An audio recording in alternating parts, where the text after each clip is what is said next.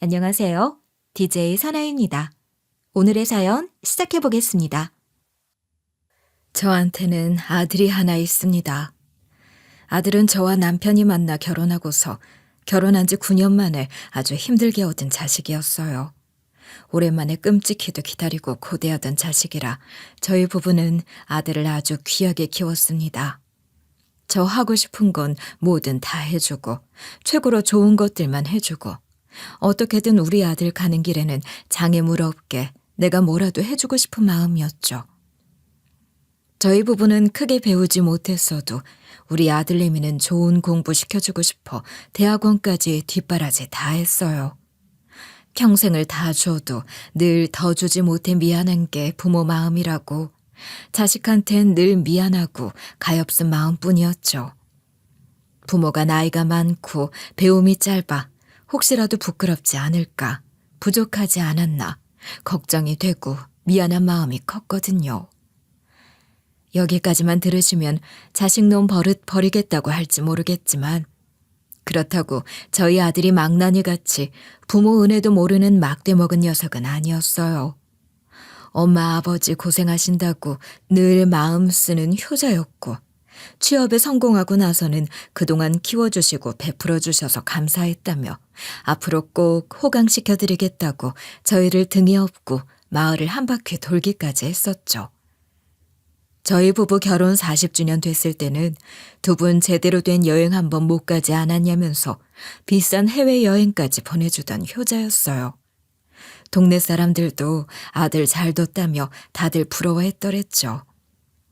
그렇게 아들이 대학원까지 나오고도 일이 마땅치 않아 고생하다가 결국 좋은 데 취업도 하고 결혼도 하고 우리 부부 여행도 보내주고 이제 우리도 호강하며 잘 살 일만 남았다 싶었는데 저희 남편은 참 복도 없죠.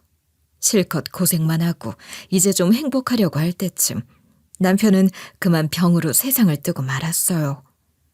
이제 좀 살만해지니 이렇게 나를 두고 가는구나 싶어 오랫동안 마음이 안 좋았어요.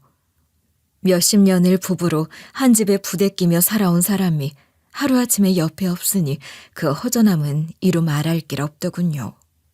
저희 부부가 뭐 유달리 금슬 좋은 부부까지는 아니었는데도 집에 앉아만 있으면 남편 생각이 나 그렇게 눈물이 났습니다.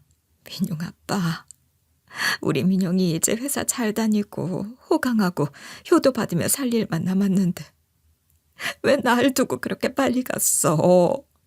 제가 남편을 보내놓고서 하도 울적해 하니까 저희 아들도 신경이 쓰였나 봐요. 아들 내외가 자주 집으로 와서는 저를 참 잘 챙겨주더라고요. 몇 개월을 집에 드나들면서 지극정성으로 잘해주는 아이들이 참 고마웠죠. 엄마, 아버지 돌아가시니까 많이 외롭지? 그래도 이제 내가 있잖아. 아버지는 없지만 엄마한텐 내가 있잖아. 너무 걱정하지 마요. 아버지 못 가지? 이제 내가 다 할 테니까. 그렇게 말해주는 아들을 보니 그래도 내가 말년에 우리 아들이라도 없었으면 서럽고 외로웠을 것을 자식 낳아놓길 참 잘했구나 싶은 마음이 들었어요. 게다가 아들 내외는 제가 맹장염에 걸려 수술받을 때 병원에 거의 전문 요양사처럼 붙어 있었어요.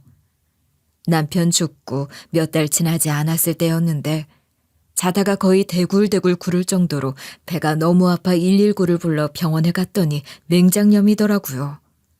병원에서 급히 아들 내외에게 연락을 했더니 한밤중에도 한달음에 달려온 아들 내외였어요. 같은 병실 쓰던 사람이 처음엔 제가 무슨 큰 병이라도 걸린 줄 알았다고 하더군요. 난 진짜 무슨 큰 병이라도 걸린 줄 알았어요. 자식이랑 며느리가 하도 옆에서 보필을 잘하고 이렇게 효도를 하고 그러니까. 아니 저 집은 무슨 큰 병이 걸렸길래 저렇게까지 지극정성일까. 참 안 됐다 했었다니까요. 아유 근데 맹장염이라는 걸 듣고 얼마나 웃었는지. 그러게 말이야. 요새 저런 효자 효부가 어딨어. 어머니 아프시다고 이렇게까지 지극정성으로 모시고 말이야. 참 자식 하나는 잘 두셨어. 부러워 죽겠네요. 부러워 죽겠어. 병실 사람들이 다들 요새 저런 효자, 효부가 어딨냐며 부러워할 정도였죠. 그리고 퇴원하고 나서도 며느리가 죽 끓여주고 어머님은 당분간 꼼짝 마시고 쉬기만 하시라면서 집안일까지 싹 다 해주고 그러는 걸 보며 정말 고마움을 느꼈죠. 우리 아들이 짝을 참 잘 골랐구나 싶기도 했고요. 고맙다, 아가. 아유, 무슨 큰 병도 아닌데 너한테 이렇게 민폐를 끼쳐도 될런지 이거 참. 에이, 그런 말씀 마세요, 어머님. 맹장염 그거 우습게 볼 거 아니에요. 조금만 늦었어도 아주 큰일 날 뻔했다는 말 못 들으셨어요? 그리고 어머님 연세에는 간단한 수술이라도 아물고 다시 회복하는데 얼마나 오래 걸리는데요. 아무쪼록 어머님은 그냥 꼼짝도 마시고 저한테 다 시키세요. 제가 다 거둘게요. 아휴, 고맙다. 고마워. 내가 무슨 복이 많아 이런 효부가 들어왔을꼬. 에이, 자꾸 그러시지 마세요, 어머님. 당연한 일이지 칭찬받을 일인가요, 어디? 그렇게 말도 참 예쁘게 하는 며느리였고 아들과 며느리 덕에 저는 남편 먼저 보낸 외로움도 조금씩 달래가며 지낼 수 있었죠. 그렇게 아들 내외와 부쩍 가깝게 지내기 시작한 지 한 반년쯤 됐을 때일까? 어느 날 아들이 문득 저한테 돈 얘기를 슬쩍 꺼내는 거예요. 사실 내가 지금 사업을 좀 구상 중이거든? 엄마도 알지? 나 어느 정도 회사 생활 기반 다져놓고 나면 독립해서 사업하고 싶어 했던 거. 근데 막상 본격적으로 추진을 하려고 보니까 돈이 좀 모자라더라고. 엄마가 그걸 좀 보태줬으면 하는데. 사실 남편 사망하면서 남편이 남기고 간 재산을 저희 둘이 반반으로 나눠 가졌었거든요. 그런데 제가 받은 몫을 좀 주면 안 되겠냐는 거였죠. 솔직히 어차피 엄마는 이 집도 있고 국민연금도 나올 거고 아버지 퇴직연금도 나오고 또 아빠가 엄마 명의로 들어놓은 다른 연금도 있잖아. 물론 연금이라 봤자 다 합쳐서 큰 액수는 안 되지만 그래도 엄마 혼자 생활하실 돈은 될 것 같은데. 뭐 엄마가 그렇다고 다른 사회활동 많이 하시는 것도 아니고 그냥 사부작 돌아다니면서 친구분들 가끔 만나시고 절에 가끔 가시고 하는 정도가 다인데 별로 돈 많이 들 때도 없지 않겠어요? 엄마, 나 이 사업 꼭 성공시키고 싶어. 엄마가 좀 도와주면 나 정말 잘해볼 수 있을 것 같아서 부탁 좀 드릴게요. 아들 좀 도와줘. 엄마 평생 호강시키면서 살려면 나 이 사업 정말 잘해보고 싶어. 아들은 아주 간곡한 부탁을 해왔어요. 나도 돌아가신 너희 아버지도 사실상 평생을 우리는 너 하나를 위해서 살아온 사람들이었다. 우리가 평생 쉼없이 열심히 일한 것도 다 우리 아들 행복하게 잘 살라고 한 거였는데 이제와 사업하겠다는 우리 아들한테 내가 어떻게 거절을 하겠니? 너 하나 잘 살면 성공하고 잘 살면 그거 하나로 나는 다 된 거지. 저는 남편이 준 재산을 망설임 없이 증여해 줬어요. 바보 같은 짓이라고 하실지 모르겠지만 자식을 둔 부모님이라면 이해하실 거예요. 남들한테라면 어림도 없을 일들이 자식한테는 마음이 한없이 약해지는 게 또 부모 마음이잖아요. 저는 한치의 망설임 없이 당연한 거라 생각하며 남편이 남기고 간 돈을 모두 아들 명의로 넘겨줬어요. 네 사업만 잘 된다면야 뭐가 아쉽겠니? 우리 아들 꼭 하고 싶은 일 성공시켜라. 어? 정말 고마워요, 엄마. 내가 꼭 성공시켜볼게. 그리고 엄마한테 꼭 호강시켜줄게. 나 믿지? 그럼 우리 아들 믿지. 엄마가 우리 아들 안 믿으면 누굴 믿겠니? 그런데 어쩐지 그 일 이후 아들 내외는 거짓말처럼 발길이 점점 끊기기 시작했어요. 그리고 그때까지만 해도 저는 순진하게도 섭섭해하고 서운해하면서 둘을 기다렸어요. 사업을 시작해 바쁘다. 원래 사업 초기가 일이 많아 그렇다 하는 아들에게 오히려 제가 미안해하며 눈치 없이 전화를 걸었구나. 얼른 하던 일 해라. 엄마는 괜찮다 하며 사과까지 해댔죠. 그러다 제가 아들놈 속셈을 뒤늦게 알아차린 건 몇 달 뒤였어요. 그때까지 아들 내외는 바쁘다며 통 오지 않을 때였고 저는 아무리 바빠도 명절에는 올 테니 명절만 손꼽아 기다리고 있었어요. 그런데 명절 하루 전날 갑자기 연락이 와서는 애가 아파서 이번에 집에 못 갈 것 같다고 하는 거예요. 아니, 우리 태경이가 왜? 무슨 일이냐? 큰일이라도 난 거야? 할미가 우리 손주 아프다는데 가봐야지. 어느 병원이니? 눈에 넣어도 안 아플 손주가 병이나 입원까지 했다니 저도 당연히 깜짝 놀랐죠. 아니야, 크게 걱정할 정도는 아니고 고열이 좀 있는데 당분간 추위를 지켜보는 게 좋을 것 같아서 일단 우리는 여기 있으려고. 근데 애가 감기 몸살이 좀 있어서 우리도 감기를 좀 옮았거든요. 혹시 엄마한테 감기 몸살 기운 옮기면 안 되잖아. 엄마 가뜩이나 면역력 약해진 상태인데 큰일 나면 안 되지. 그러니까 우리가 일단 명절 지나고 한번 시간 내서 찾아뵐게요. 그때까지 며칠만 기다려줘. 미안해 엄마. 아휴, 그래 알았다. 그 작은 것이 아파서 어쩌겠냐. 그래도 너무 애 태우지 말고 너라도 푹 자라. 그래야 애도 정신을 차리지. 알았지? 명절만 고대하고 있었던 터라 서운함이 컸지만 어쩔 수 없었죠. 그리고 애가 아프다는데 부모 마음이 얼마나 애가 타겠어요. 어린 자식 걱정에 잠이나 제대로 자려나 싶어 저는 또 제 자식 걱정이 앞섰죠. 그러고서 얼마쯤 지났을까. 제가 아들 내외의 고약한 진실을 알게 된 건 한 친척 결혼식에서였습니다. 저희 아들은 일이 바쁘다며 못 오고 저희 직계 가족 중에선 저만 혼자 간 결혼식이었는데 글쎄 거기서 만난 조카가 저더러 숙모 여행은 잘 다녀오셨어요? 하고 묻는 거예요. 여행이라니 갑자기 무슨 얘기인가 싶어 갸우뚱한 표정을 짓자 저더러 조카가 그러더군요. 왜? 요 앞번에 민용이 놈이 저희 여행사에서 여행상품 구해가지고 같이 다녀온다고 했었잖아요. 아유, 명절 앞뒤로 시간을 제법 빼서 가족여행 다녀온다는 거 듣고 어찌나 부럽든지. 저희는 이맘때가 성수기이기도 하고 일이 워낙 바빠서 길게 휴가를 못 가는데 민용이는 사업도 막 시작해서 잘 되는 모양이고 그래도 그놈이 확실히 효도는 잘해요. 아들 잘 둬서 숙모도 좋으시겠어요. 그런데 그 순간 제 표정이 일그러진 걸 조카도 보고 만 거죠. 저기 숙모. 조카는 갑자기 허둥지둥하기 시작했어요. 저 당연히 숙모도 같이 간 줄. 이걸 참 어째. 전 여행 상품 추천해주고 나머지는 우리 직원이 처리해서 상세한 내용을 몰랐거든요. 얼핏 봤더니 민용이가 5명 여행을 신청했기에 당연히 명절이고 하니까 숙모 모시고 애들이랑 같이 5이서 다녀오는 여행인 줄 알았는데 아니었나 보네요. 그놈이 왜 그랬을까? 먼저 가보고 숙모 나중에 모시고 가려고 그랬나? 황급히 말도 안 되는 얘기를 덧붙이며 제 눈치를 보는 조카에게 제가 이것저것 캐물었죠. 언제 가서 언제 오는 일정이었고 어디로 갔는지. 그런데 정말 명절 전후 여행이 맞더라고요.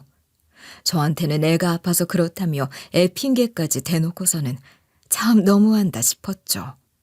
그동안은 섭섭해도 한 번도 표현한 적 없었는데 그날은 도저히 저도 못 넘어가겠더라고요. 저들끼리 여행 다녀온다 하면 제가 뭐 뜯어 말리기라도 하나요? 근데 제 돈은 다 가져가 놓고 뻔뻔하게 발길 뚝 끄는 게 눈치 보이니까 그런 핑계까지 대가면서 명절에까지 안 온 게 너무 고약하고 괘씸한 거예요. 제가 집에 와서 전화를 걸어 따졌더니 아들은 오히려 당당하게 나오더라고요. 그거 들으셨구나. 형도 참 입도 싸네. 거기 가면 안 되겠네. 그래도 고객인데 고객 정보를 그런 식으로. 그래서 할미한테 손주 아프다는 거짓말까지 해가며 누구랑 그렇게 여행을 다녀왔니? 뭐 우리 식구들이랑 처제까지 해서 5이서 다녀왔어. 엄마도 알잖아. 처제 이번에 취업한 거. 그래서 겸사겸사 축하나 할 겸 가자고 해서 같이 간 건데 거기다 엄마를 어떻게 끼워 넣어. 그럼 처제가 엄마 눈치 보여서 가서 뭐 퍽이나 잘 놀겠어? 아들의 반응이 너무 서운하고 서러웠어요. 제가 뭐 거기에 끼고 싶다고 했나요? 전 그동안 서러움을 다 털어놓기 시작했어요. 정말 어떻게 나한테 이럴 수가 있냐, 원하던 돈 너한테 증여해주고 나니 발길을 뚝 끊지를 않나. 이제 애 아프다 거짓말까지 해가면서 발길 한 번을 안 하니. 그럴 거면 앞으로도 명절에 오지 말아라. 그냥 니들끼리 여행 다니고 잘 살아. 그렇게 파르르 화를 내고 전화를 뚝 끊어버렸죠. 그런데 이것들 그런 말은 잘도 지키더라고요.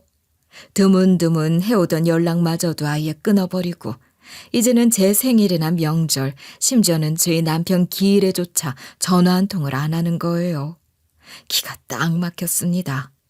남편 죽고서 저한테 그렇게 깍듯하고 다정하게 잘하던 게 결국은 다 돈 때문이었다는 게 확실해지는 순간이었죠. 자식 낳아 키운 지난 모든 날들에 깊은 회의감이 몰려왔습니다.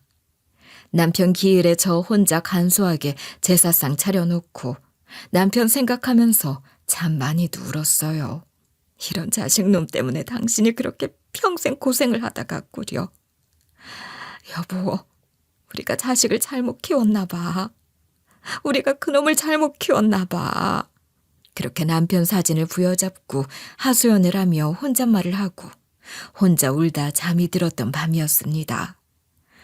그날 밤의 막막함과 외로움은 지금까지도 사무치게 남아있어요. 그리고 그렇게 아들 내외와는 완전히 연락이 끊긴 채로 1년이 넘는 시간이 훌쩍 흘렀고 그 시간 동안 저는 또 한 번 가까운 사람을 떠나보내야 했습니다. 다름 아닌 저한테 하나 있는 친언니가 세상을 떠난 거였죠. 나이가 든다는 게 서러운 게 이런 것 같아요. 사람들이 한둘씩 자꾸 떠난다는 거. 오랜만에 연락이 오면 반가움보단 덜컥 걱정부터 되는 나이니까요. 게다가 저한테 언니는 참 특별했거든요. 자매지간에 대면대면하게 지내는 집들도 있지만 저랑 언니는 참 우애가 좋았어요. 어릴 때부터 저희 언니가 참 착해서 저를 많이 아껴줬었거든요. 언니를 생각하면 나쁜 기억은 하나도 없었어요. 어린 시절부터 이렇게 늙어서까지 언니는 저한테는 너무너무 좋은 사람이었어요. 나이 들고 환갑이 넘어서도 언니는 저만 보면 어린애 취급을 할 정도로 저를 잘 챙기는 사람이었고 마지막 가는 순간까지도 그랬더군요. 친언니가 마지막 가는 길에 남기고 간 재산을 다 제 앞으로 해놓은 거예요. 언니 아들은 경찰로 일하다가 10년 전 안타깝게도 순직했고 형부도 몇 년 전에 돌아가셨기 때문에 언니는 평생 모은 걸 다 저한테로 남겨주고 간 거였죠. 아들놈한테 재산 홀랑 다 남겨주고 간 차에 그렇게 저한테는 다시 큰돈이 생기게 됐고 이번엔 일부러 아들한테 말을 안 했습니다. 뭐 말을 하려야 할 수도 없었죠. 어차피 연락조차 안 했으니까요. 그런데 이 얘기를 제 대신 저희 사촌 언니가 저희 아들한테 했나 봐요. 어느 날 사촌 언니한테서 연락이 왔더라고요. 신자야, 내가 사실 너한테 좀 실수를 했나 싶어서 말이야. 사실 내가 어제 민용이한테 연락을 했었거든? 우리 아들 보험하는 거 알지? 애가 보험이 잘 안 돼가지고 한숨을 푹푹 쉬잖니. 그렇게 숙기도 없는 게 무슨 보험팔이를 하겠다고 덤벼서는 그러는지. 암튼 그래서 내가 민용이한테나 좀 부탁을 해볼까 싶어서 연락을 해서 오랜만에 만나러 갔잖니. 듣자 하니 민용이가 그래도 사업을 시작하고 꽤 일이 잘 풀리는 모양이란 말이야. 그래서 내가 뭐 오랜만에 만나고 했으니 이런저런 얘기를 하다가 아무렇지 않게 말을 꺼냈어. 말을 꺼내다니 무슨 말을 말이야? 그게 순자 언니가 너한테 재산 남기고 간 거 말이야. 난 아들이니 당연히 알 거라 생각하고 그냥 별 생각 없이 툭 꺼낸 말이었는데 말을 하고 보니 아차 싶은 거야. 민용이 반응을 보니까 전혀 모르고 있었던 모양인 거야. 내 쪽이 그런 것 같던데 맞지? 어쩐지 순자 언니 장례식 때 민용이가 안 보인다 했는데 혹시 둘 사이에 무슨 일이라도 있는 거니? 아유, 내가 이게 입이 방정이지, 입이 방정이야. 너도 알지? 내가 입산 거. 또 내가 또 이런다. 어제 난 70이 넘게 이렇게 철이 안 드니. 아휴, 아무튼 간에 그냥 넘어가기엔 도통 신경이 쓰여서 말이야. 아무래도 내가 괜한 말을 한 것 같아서 내가 뭐 못할 만한 건 아닌가 싶어서 연락을 해봤다. 언니, 그런 거 아니야. 실은 언니한테 낱낱이 말은 안 해도 우리 민용이가 사업 문제로 좀 골치를 앓고 있거든. 그래서 말 안 하고 있다가 걔 힘들다고 하면 보탬이나 될까 해서 일부러 말을 안 하고 있었어. 내가 뭐하러 그런 걸 숨기겠어. 나한테 우리 아들뿐인 거 언니도 잘 알면서. 아유, 그치. 그런 거지? 그래. 그렇다니 다행이다. 난 또 내가 못할 말을 했나 싶어 걱정을 했지 뭐냐. 저는 애써 속내를 감추며 사촌 언니에게 그렇게 둘러댔어요. 하지만 그 얘기를 듣고 나니 속으론 이놈들이 이걸 노리고 나한테 다시 연락을 해오지 않을까 싶은 촉이 오더라고요. 그리고 역시나 예상 적중. 며칠 뒤 주말에 갑자기 아들이랑 며느리가 애들까지 데리고 한참 만에 저를 찾아왔지 뭐예요. 그러면서 죄송하다고 오열을 하대요. 엄마, 너무 미안해. 실은 그때 엄마가 너무 서운해하시는 것 같아서 차마 더는 말도 못 꺼냈어. 그때 사실 우리 딴에는 엄마 생각해서 그렇게 한 거였어. 멀리 가는 여행인데 엄마가 비행 오래 하시는 것도 무리일 거고 그렇다고 시간이 그때밖에 안 났는데 엄마 빼고 간다고 하면 너무 서운해하실 것 같고 말이야. 그래서 우리 딴에는 변명을 한다고 그렇게 한 거였는데 너무 잘못된 생각이었나 봐. 사실 그렇게 해놓고 우리도 얼마나 후회를 했는지 몰라. 엄마한테 와서 미안하다고 하고도 싶었고 너무 보고도 싶었는데 엄마가 너무 강하게 나오면서 명절날도 오지 말라고 화를 내셔서 올 엄두도 못 내고 있었지 뭐야. 근데 너무 보고 싶었어요, 엄마. 진심이야. 괘씸하게도 아들과 며느리는 악어의 눈물을 뚝뚝 흘려대고 있더군요. 쟤들이 더 이상 어dom을 콩고물 없으니 발길 끄는 거면서 그것까지 제 탓을 해대는 게 너무 어이가 없었죠. 저는 이것들이 어떻게 나오나 싶어 속으로만 생각하면서 가만히 두고 보고 있었어요. 그동안 아들놈이 했던 짓이며 패턴들을 보면 또 한동안 잘하는 척하다 살살 저를 어떻게든 꼬셔서는 저희 언니 재산 받은 거 지들 앞으로 홀랑 가져가려고 저러는 게 분명하다 싶었거든요. 이젠 저도 놈들의 꼼수를 알았으니 경계태세를 늦추지 않았죠. 속으로는 이번에는 택도 없다 요놈아 하면서 겉으로는 우리 아들 다시 만나니 좋은 척, 우리 손주 예뻐하기나 하면서 시침이 딱 떼고 예전처럼 지냈죠. 아들놈도 한번 했던 짓이 있어서 그런지 이번엔 대놓고 재산에 대해 묻지 못하더라고요. 당장 그러자니 너무 티가 나겠나 싶었는지 틈을 보며 때를 기다리는 게 느껴졌죠. 그런데 하필 아들 내외랑 술을 좀 과하게 마신 날이었습니다. 아들이 사업하면서 좋은 중국 술이 들어왔다고 가지고 와서는 저한테 자꾸 따라주는 걸 마시는 게 아니었는데 그때 그만 취해서 이것저것 물어보는 말에 제가 대답을 하고 만 거예요. 하여간 술이 문제죠. 도수 높은 술이 오랜만에 들어가니까 저도 모르게 정신이 아득해졌고 오랜만에 취기가 오르니까 기분도 살짝 오르더라고요. 엄마, 그리고 미안했어요. 이모 돌아가신 거 못 가봐서. 실은 그때 우리 가족이 넷다 코로나에 걸려서 고생을 오지게 하고 있었거든. 도저히 갈 상황이 못 됐어. 애가 친구한테 옮아 왔는지 콜록콜록거리다가 결국 우리 네 식구가 다 걸려버린 거야. 그렇게 되고 나니 어디 장례식을 갈 수가 있나. 나도 참 마음이 안 좋더라고. 그래도 이모가 나 많이 예뻐해 주셨는데 마지막 가시는 길 뵙지도 못하고. 그나저나 엄마 얼마나 슬프셨어. 엄마가 이모랑 얼마나 가깝고 친했는지 내가 다 아는데. 불쌍한 우리 이모. 항상 우리 신자 하면서 엄마 걱정만 하셨는데. 이제 걱정 마세요. 제가 더 잘할게요. 아들놈도 술이 좀 들어가서는 되도 않는 아양을 떨어대기 시작하더군요. 그리고 이내 아들은 속내를 드러내기 시작했어요. 참, 엄마. 그나저나 이모가 재산을 엄마한테로 남기고 갔다던데 그건 어떻게 하고 있어? 난 또 걱정이 돼서 말이야. 그런 거 큰 돈 함부로 놔뒀다가 혹시라도 냄새 맡고 누가 훔치기라도 하면 큰일이잖아. 어디 보관을 잘 해둔 거지? 아들놈이 그렇게 대놓고 묻는데 제가 당시 꽤 취한 상태라 금고에다 넣어두고 있다는 말을 해버린 거예요. 아니, 그걸 왜 금고에다 넣어뒀어, 위험하게. 요즘 세상에 위험하게 그렇게 하면 안 되지. 왜 은행에 안 넣고? 아들이랑 며느리는 돈을 왜 은행에다 안 넣고 금고에 두셨냐며 깜짝 놀랐고 제가 말했죠.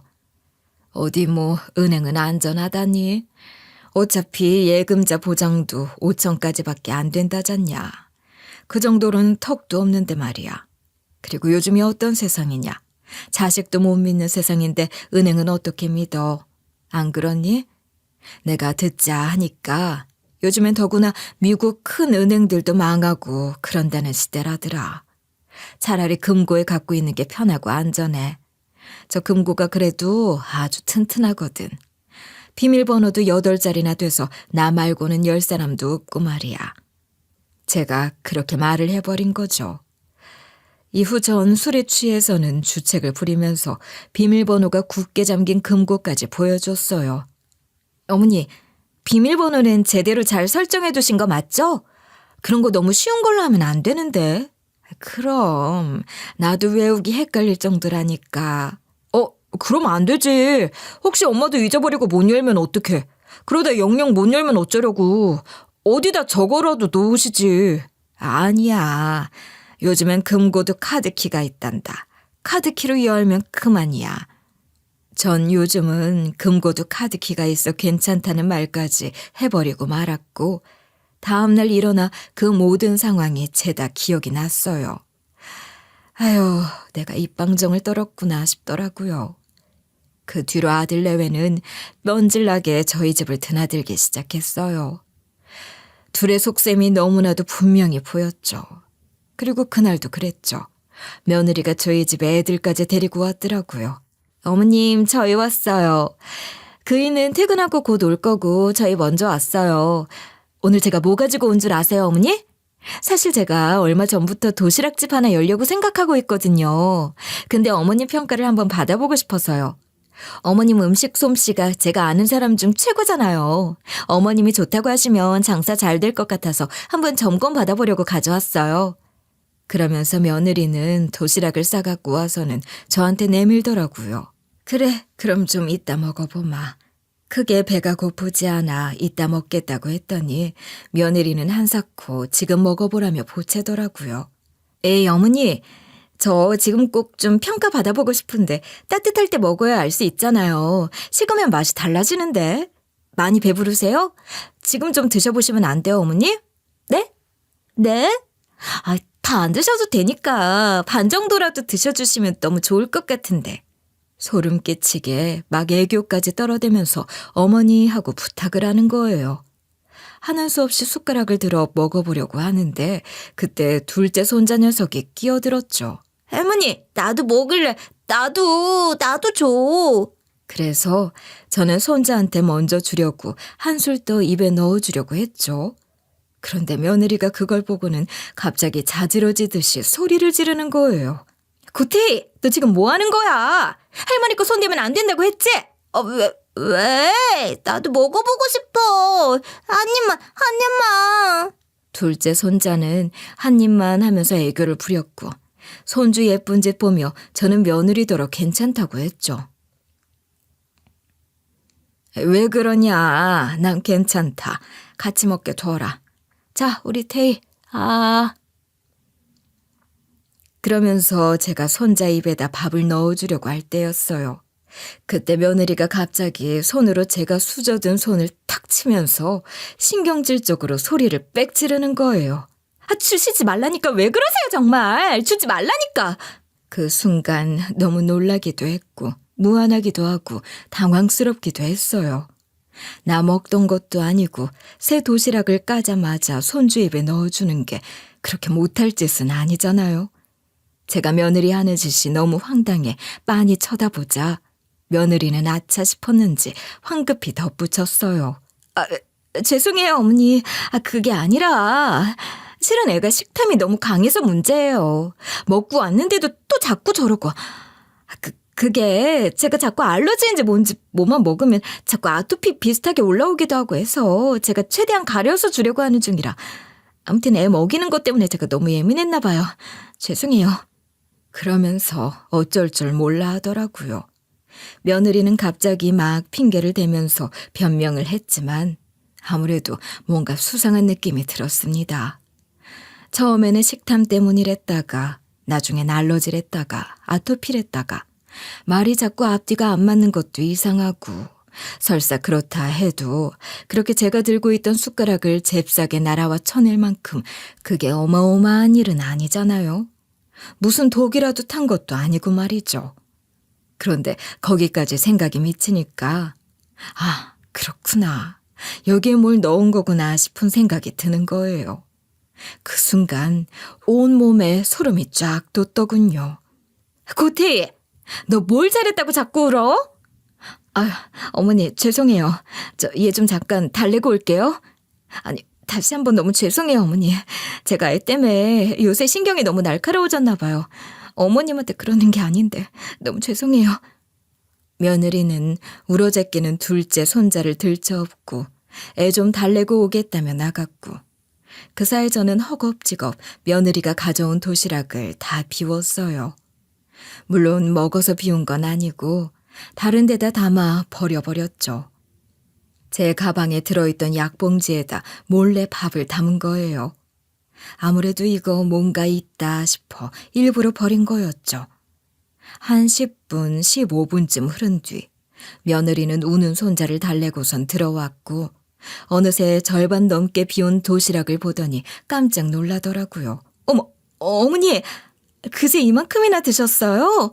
혹시 맛이 어떠셨어요? 입에는 좀 맞으셨어요? 네 솜씨가 내 맛은 아닌 모양이다. 내 입맛엔 안 맞는구나. 옛날 사람이라 그런가. 간이 어찌 이리 짜고 달고 자극적인지 더는 못 먹겠더구나. 그러면서 전 수저를 탁 내려놨죠. 그런데 제가 혹평을 했는데도 며느리는 어째 좋아하는 눈치인 거예요. 확실히 이거 너무 수상한데 싶었죠. 그리고 한 30분쯤 더 지났을까. 저희 아들도 퇴근 후 도착했고 저희는 같이 얘기를 나누고 있었어요. 그런데 갑자기 아들이 시계를 슬쩍 보더니 저한테 묻더라고요. 저기 엄마, 좀 피곤해 보이시는데 혹시 많이 졸리세요? 그러자 옆에 있던 며느리는 살짝 당황한 눈치를 보이며 아들의 옆구리를 살짝 찌르는 거예요. 못 본 척하면서 그 미묘한 공기를 포착한 저는 확신이 들었어요. 아, 뭔가 졸리게 하는 것을 유도했구나라는 확신이 들었던 거죠. 그리고 저는 눈치 빠르게 곧바로 졸린 척을 하기 시작했습니다. 그래, 어떻게든 버텨보려고 했는데 티가 많이 난 모양이구나. 아유, 요즘은 왜 이렇게 잠이 오는지 모르겠다. 아마 나이가 들어 그런가 보다. 초저녁 잠이 많아져 큰일이야. 아주 8시 뉴스도 시작하기 전에 그렇게 잠이 와서 일찍 잔다니까. 그랬더니 아들이랑 며느리는 화색을 띠고는 그럼 한두 시간만 잠깐 주무시라고 하더군요. 아유, 그럴 수야 있나. 설거지도 해야 하고 할 일들이 있는데. 어머, 아니에요, 어머니. 힘드시게 뭐하러 직접 하세요. 제가 할게요. 어머님 얼른 눈 좀 붙이세요. 눈에 졸음이 가득하세요. 며느리는 얼른 본인이 하겠다면서 나더러 얼른 주무시라며 바쁘게 설치기 시작했어요. 저는 그럼 잠깐만 눈 좀 붙이마 하고 자는 척을 하기 시작했죠.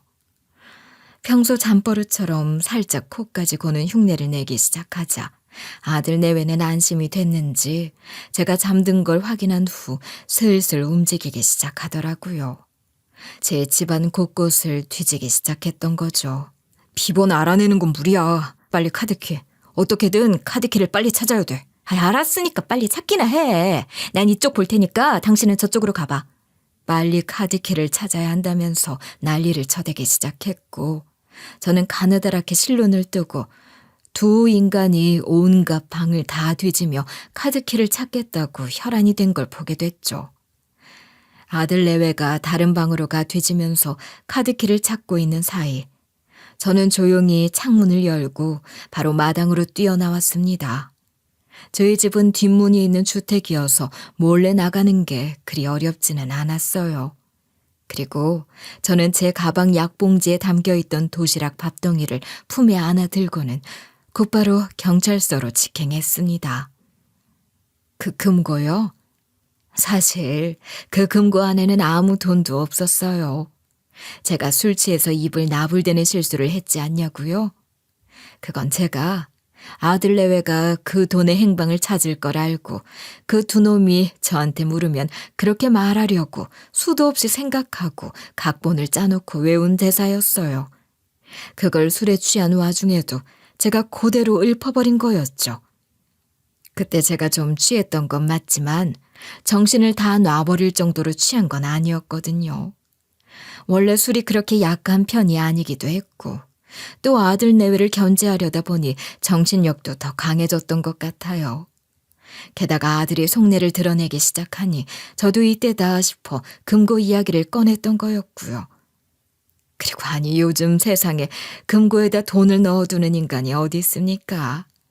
사실 돈은 모두 안전하게 계좌에 다 들어가 있었고 저는 두 놈들 한번 제대로 엿먹어 보라고 일부러 금고에 돈을 넣어둔 척 한 거였거든요.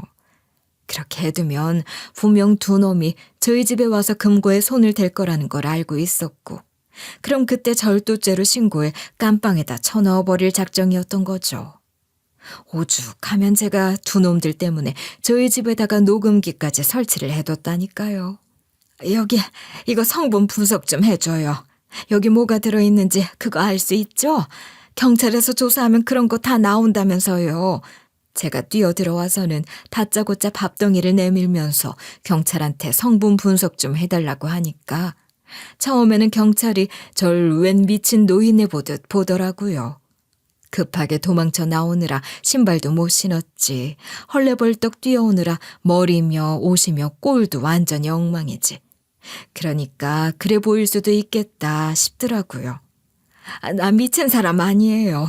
우리 아들이랑 며느리가 나한테서 돈을 훔치려고 해요.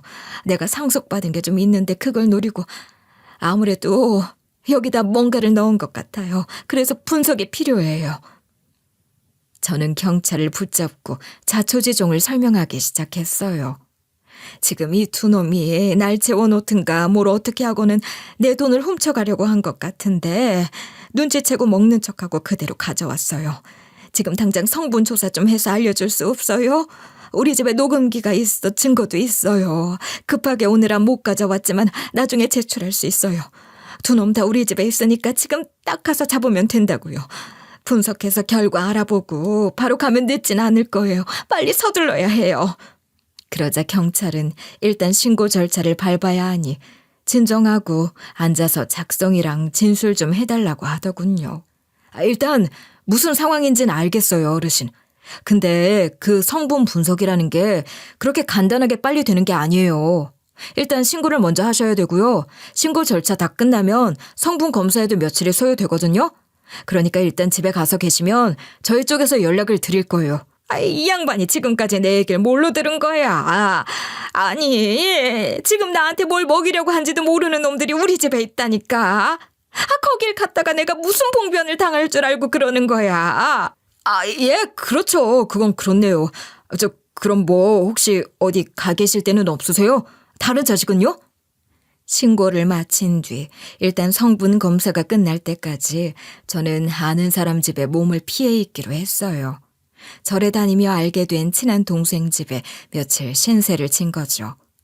다짜고짜 연락해 신세를 지자니 미안하기도 했지만 지금 집에 갔다가 무슨 꼴을 당할 줄 알고 집에 가겠어요. 게다가 이미 두 놈이 제가 자리 비운 걸 알고 난리가 났을지도 모르는데 말이에요. 그리고 신고를 한 며칠 뒤 경찰에선 성분 검사가 완료됐다는 연락이 왔고 음식물 속에 잠이 오게 하는 성분이 들어있었다고 하더군요. 그것도 아주 다량이 말이죠. 분석 결과는 예상한 그대로였고 이 결과를 바탕으로 아들 내외에 대한 본격적인 수사가 시작됐어요.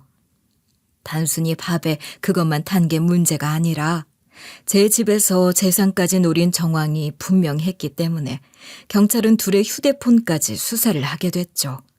그리고 그 과정에서 둘이 금고를 털려고 공모한 일들과 대화 내용이 샅샅이 드러난 거예요. 게다가 제가 미리 집에 몰래 설치해 놓은 녹음기 또한 증거로 활용되었습니다.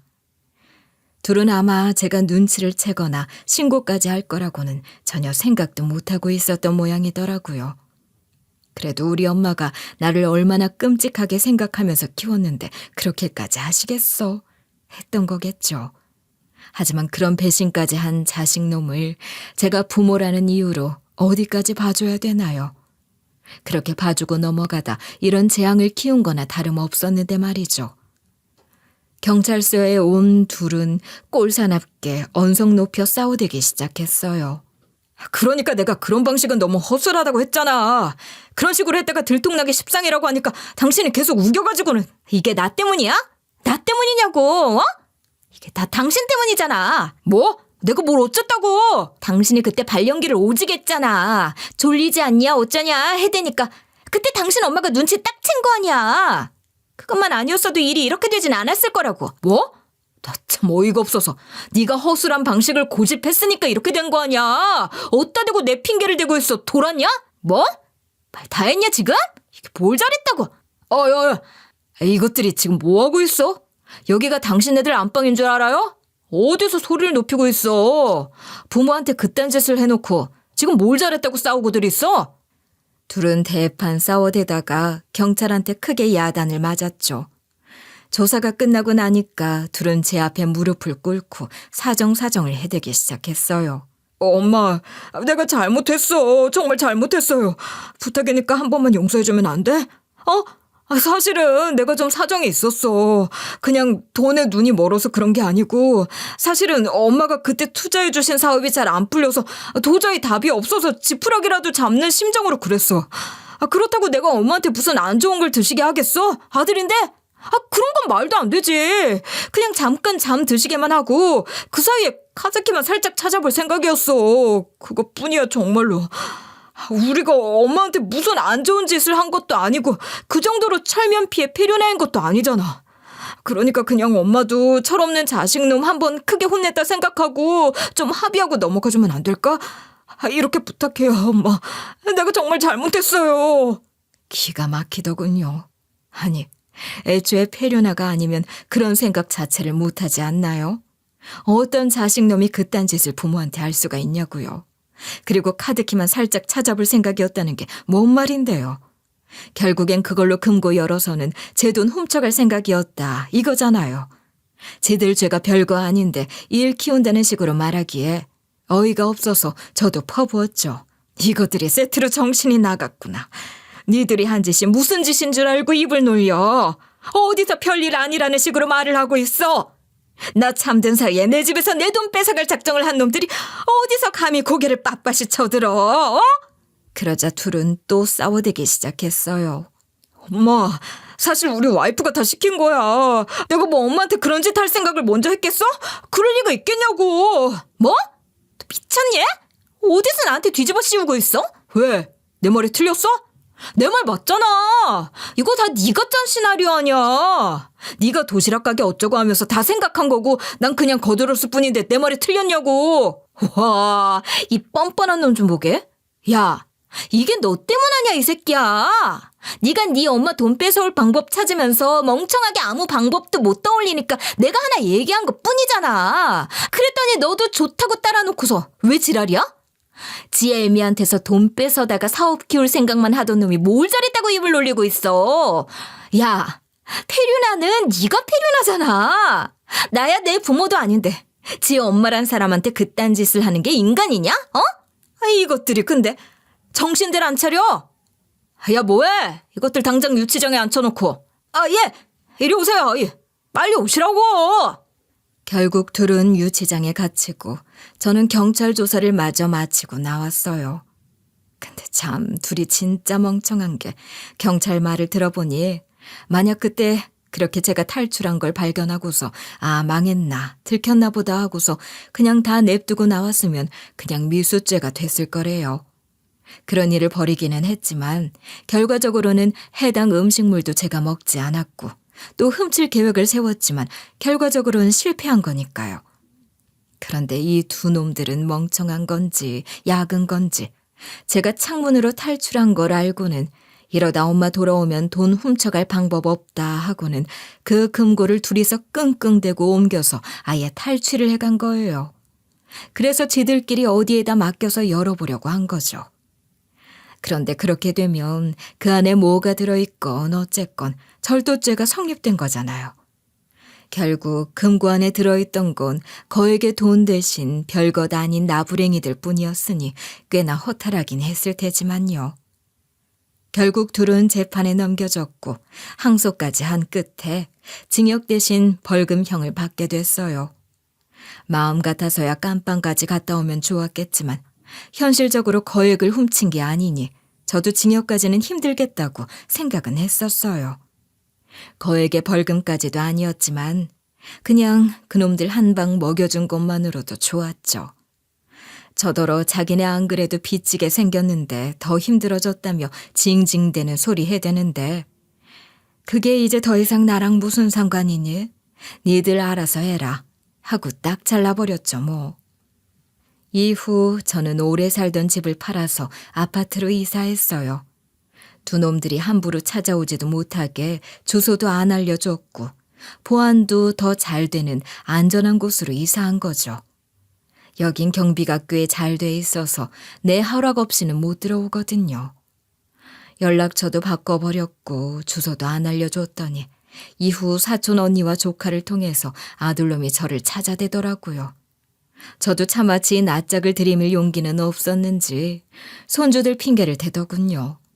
자기는 미워도 손주들 생각은 나시지 않냐면서 태경이 태희가 엄마를 많이 보고 싶어해요.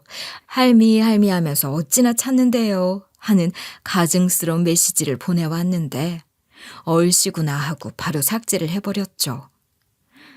자식놈들은 이게 문제인가 봐요. 뭐든 베풀고 잘해주고 내어주기만 하니까 그런 상황에서조차 제가 또 바보같이 다시 속아 넘어갈 거라 생각한 모양이죠. 하지만 그동안 그렇게 당했으면 됐지 2번, 3번 또 같은 잘못을 반복할 생각이 저는 없거든요. 손주, 물론 예쁘죠. 하지만 제 자식은 뭐 안 예뻤나요? 그렇게 죽고 못 살던 자식놈한테 배신 한번 당해보고 나니 아들이고 손주고 다 소용없다 싶고 오만정이 다 떨어지더라고요. 늙음하게 생긴 돈, 남보다 못한 가족 말고 더 좋은 곳에 쓰려고 다짐하고 있어요. 그리고 저는 친언니한테서 받은 돈의 일부로 작은 가게도 하나 열었습니다. 아들을 위해 평생 살아왔고 아들이 제 노후를 책임져 줄 거라 당연하게 믿었고 또 아들만이 제 인생의 행복이라 생각했던 저였지만 그게 얼마나 어리석은 환상이었는지 저는 뒤늦게 다 알아차렸죠. 결국 자식조차도 남이라는 걸. 누구도 100% 믿어서는 안 된다는 거요. 이제는 언제 배신할지 모르는 남이 아니라 제 자신을 위해 투자하고 제 자신을 위해 행복하고 제 스스로 제 노후를 준비하려고 해요. 그리고 무엇보다 나이가 들었지만 일을 할 수 있다는 게 참 복이라는 생각이 드는 요즘입니다. 얼마나 더 살 수 있을지 알 수는 없지만 이제는 누구를 위해서가 아니라 저를 위해서 살며 또 다른 사람들에게 베풀고 보시하며 살 생각입니다. 저는 그동안에 편협하고 어리석었던 시간에서 눈을 떠 비로소 지혜로운 삶을 살 수 있게 된 시작점에 서 있는 기분입니다. 그럼 지금까지 제 이야기를 들어주신 분들께 감사드립니다. 모든 분들의 평안을 기도합니다.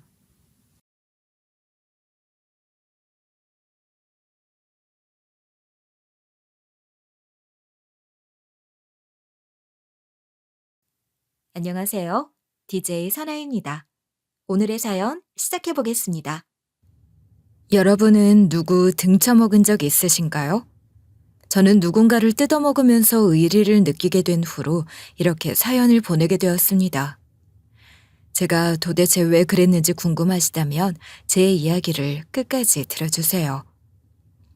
우리 엄마는 백침이 있는 사람인데요. 가끔 엉뚱하고 기발한 말을 하기도 하고 순진한 미가 있어요. 중년임에도 왕년에 한 미모했던 게 느껴져서 여러모로 동네에서 인기가 많았어요. 우리는 한 동네에서 오래 살아서 잘 알고 지내는 이웃들, 동네 친구들이 많았거든요.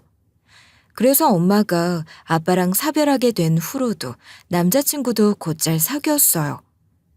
근데 엄마랑 같이 사는 저는 엄마만 보면 좀 짜증이 날 지경이었죠. 진짜 예쁜데 가끔 나쁘게 말하면 지능이 떨어지는 말을 했어요. 초등학생, 중학생이랑 대화하는 느낌이 든달까요? 도대체 무슨 일이 있었길래 그러냐고요? 제가 퇴근하고 잠깐 엄마 집에 들리니까 뭔가 불에 탄 냄새가 나는 거예요. 그래서 제가 엄마한테 이게 무슨 냄새냐고 물어봤거든요. 그런데 엄마가 페트병에 끓인 물을 담고 차 티백을 넣었다가 페트병에 녹은 거예요. 그걸 본 순간 너무 어이가 없어서 이렇게 물어봤었죠. 엄마, 페트병에 열가하면 녹는 거 모르고 있었어? 아니면 일부러 이러는 거야? 도대체 왜 이렇게 차를 마시는 건데? 제가 이러면서 먹을 전에 티백을 넣어서 뜨거운 물을 부으면 되는 건데 왜 이랬냐고 물어봤는데요. 그니까 엄마가 머뭇거리면서 제 눈치를 보다가 이런 반응을 보이는 거예요. 저번에 니도 편의점 얼음컵에 뜨거운 커피를 넣었잖아. 컵 꺼내기 귀찮아서 나도 그렇게 해본 건데 녹아버렸네.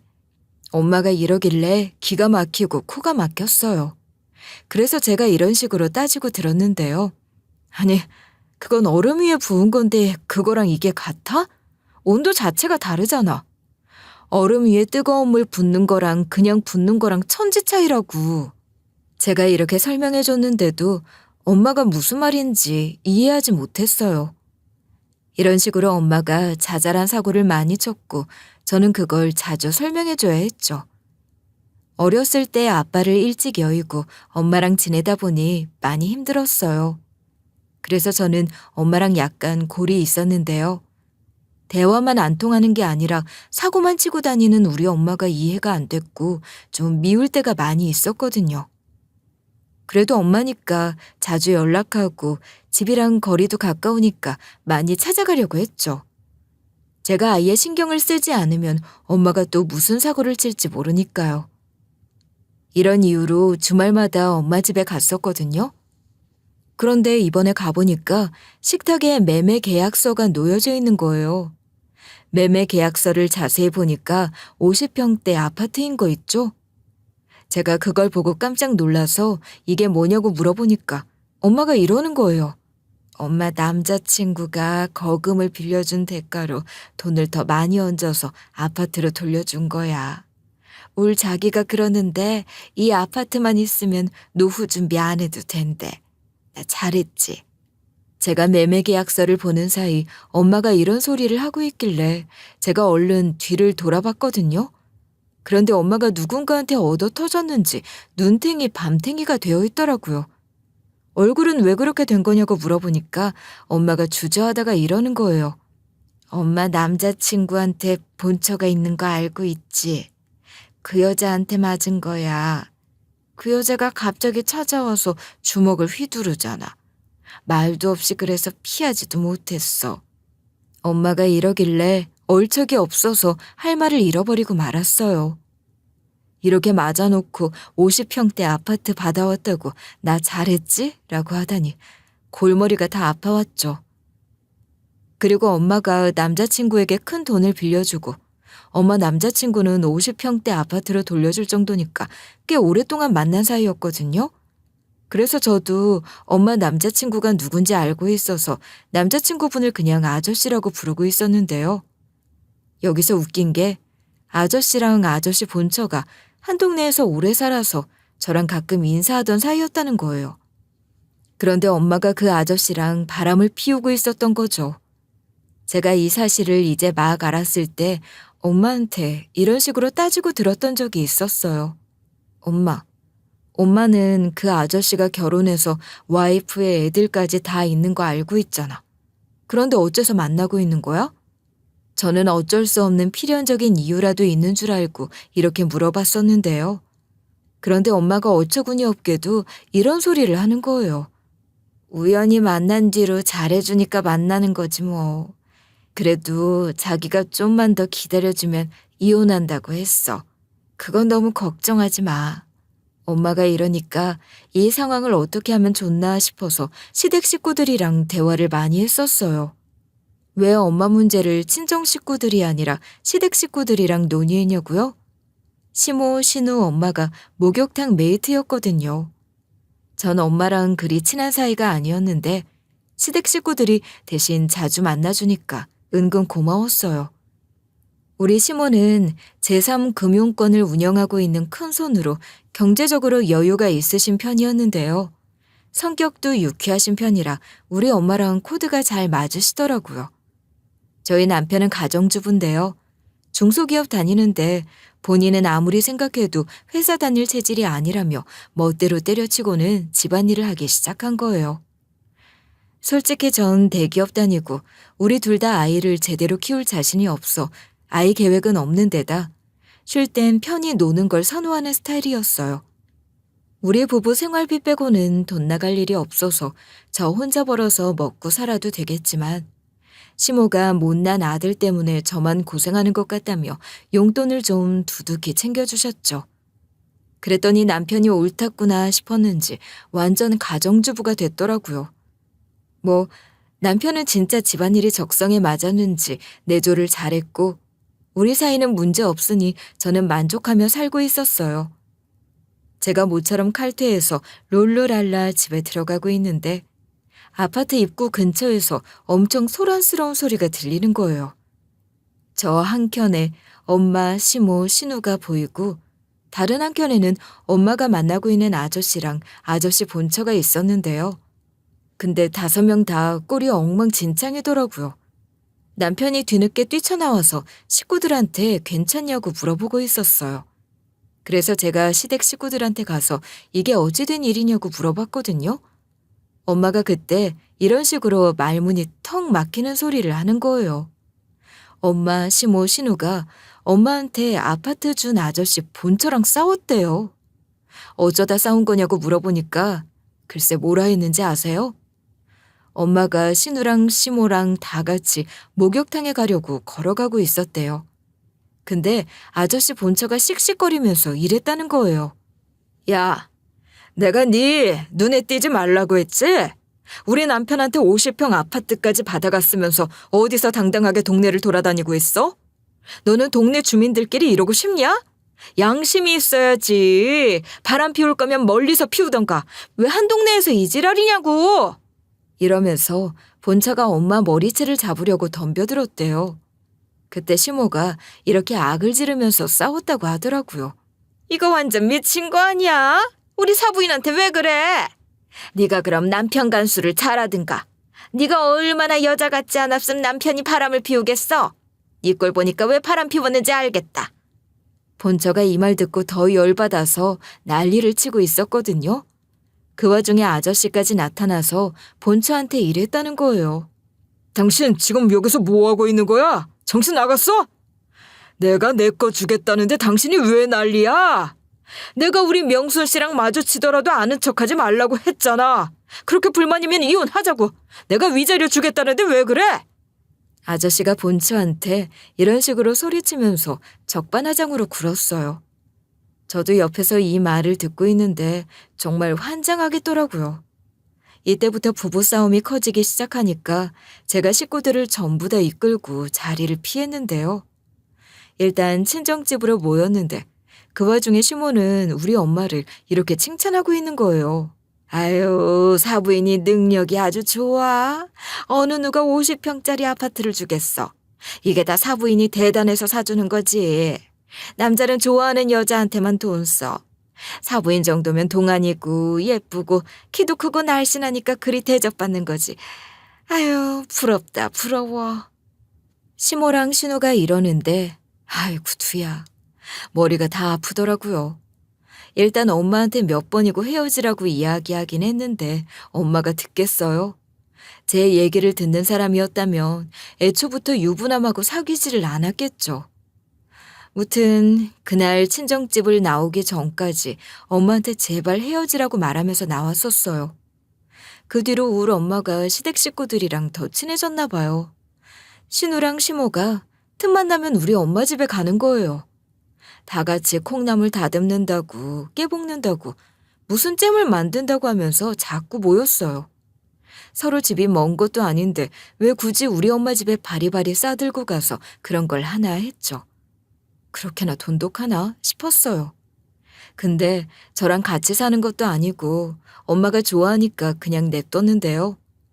어느 일요일 오후 엄마를 보러 친정집으로 향했어요. 별다른 이유는 없었지만 오랜만에 얼굴이나 볼 겸 간 건데요. 그런데 도착했을 때 예상치 못한 장면이 절 기다리고 있었어요. 시모가 절 보자마자 이런 소리를 하는 거 있죠? 아니, 올 거면 미리 연락이라도 주고 와야지 이렇게 갑자기 찾아오는 게 어딨니? 네가 갑자기 들어와서 깜짝 놀랐다.